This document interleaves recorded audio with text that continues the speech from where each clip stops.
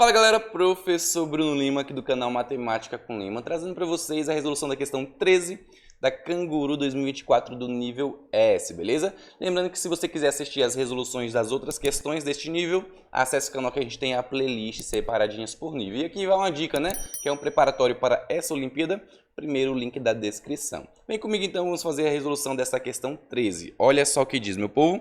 Um quadrilátero ABCD tem dois ângulos retos, um em B e outro em C, que são justamente esses dois aqui, né? Beleza. De modo que AB mede 4, BC mede 8, CD mede 2. O ponto X pertence ao lado BC, então ele pertence a esse lado aqui, né? Qual é o menor valor para AX mais DX? Observe que aqui a gente quer o menor valor, né? Observe que também o nosso ponto X pertence a BC, não necessariamente ele está fixado exatamente nessa localização, porque a gente quer o menor valor, então a gente pode fazer o quê? A gente pode mover o nosso ponto X por onde a gente quiser aqui no nosso valor BC, né? Por exemplo, eu poderia colocar o meu X aqui, ó, então seria AX aqui, né? E o meu DX seria mais ou menos aqui. Poderia também colocar o meu X aqui, ó, de modo que eu coloco aqui o meu AX, opa, deixa eu fazer reto, né? AX aqui e o meu DX aqui. Então, basicamente, o nosso ponto X pertence ao nosso lado BC e a gente pode movê-lo aí por BC, né? Agora, uma coisa importante. AX é esse segmento e DX é esse segmento aqui, né? Isso.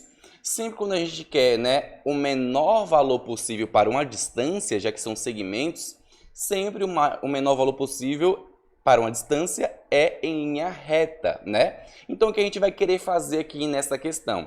A gente vai querer transformar o nosso AX e DX, a soma deles, em um segmento único, em uma linha reta. A gente vai querer transformar exatamente nisso, beleza? Transformando aí, sim, a gente vai conseguir calcular a menor distância. Então, como a gente pode começar a pensar para poder fazer isso? Olha só.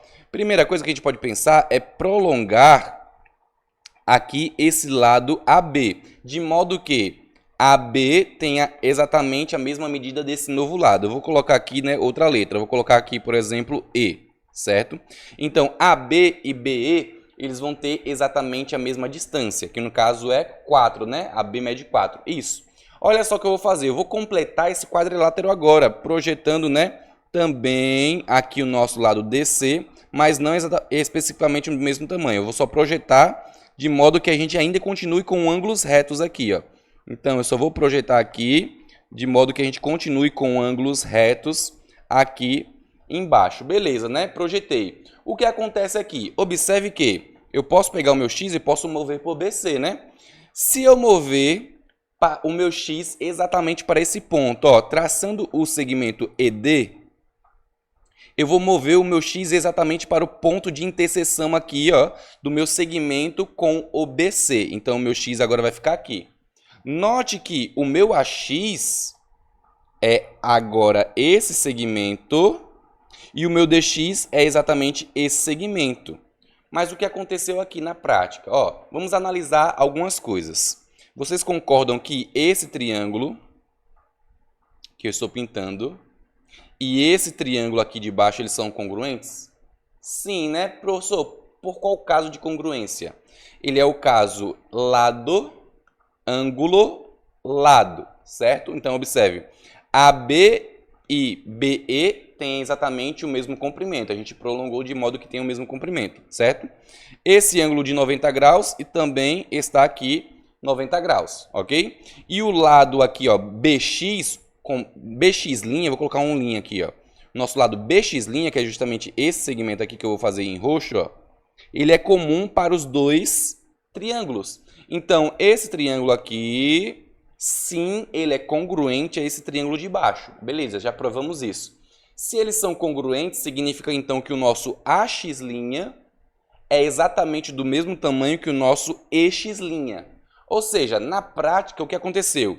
Eu transformei o meu segmento AX mais DX em uma reta, que é somente essa reta. Observe que daqui, até o E, a gente tem o nosso AX, e do nosso X até o D, a gente tem o nosso DX. Então a gente transformou justamente, né, a nossa soma de segmentos em uma reta.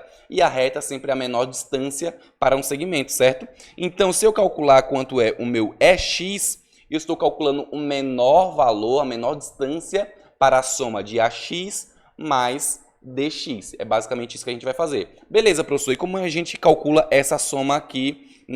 Na verdade, o nosso DE, né?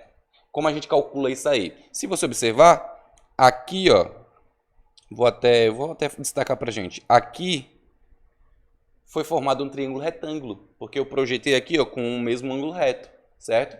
E cada segmento a gente tem exatamente o nosso valor. Observe que aqui é um retângulo, então o nosso BE é exatamente a mesma coisa que outro segmento. Eu vou colocar um F aqui, ó. É a mesma coisa que o nosso CF, só que o BE mede 4, né? Que é o AB que mede 4, o BE também mede 4, então aqui o nosso CF mede 4. Mas note que o nosso DC já viu na questão, né? DC mede 2. Beleza, então significa que esse cateto aqui, ó, ele mede 6, ok?